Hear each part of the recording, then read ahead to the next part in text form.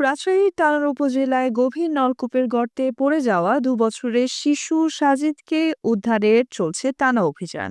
গর্তটির গভীরতা ১৫০ থেকে ২০০ ফুট হলেও ৫টি ইউনিটের প্রচেষ্টায় এখন পর্যন্ত মাত্র ৩০ ফুট পর্যন্ত খনন করা সম্ভব হয়েছে।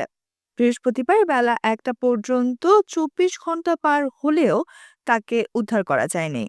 বুধবার দুপুর ১২:৩০টার দিকে তানোরের পাচন্দর ইউনিয়নের কোয়েলহাট পূর্বপাড়া গ্রামে এই দুর্ঘটনা ঘটে। সাজিদ ওই এলাকার রাকিব উদ্দিনের ছেলে। প্রাথমিকভাবে ৩টি এক্সকাভেটর দিয়ে পাশের মাটি খনন শেষ করা হয়। এরপর খনন করা গর্ত থেকে সুড়ঙ্গ তৈরি করে শিশুটি পড়া গভীর নলকূপের গর্তে পৌঁছানোর চেষ্টা করছে ফায়ার সার্ভিস। তবে পানি আর কাদায় কাজ কঠিন হয়ে উঠছে। Nusrat Jahan, AVN news desk.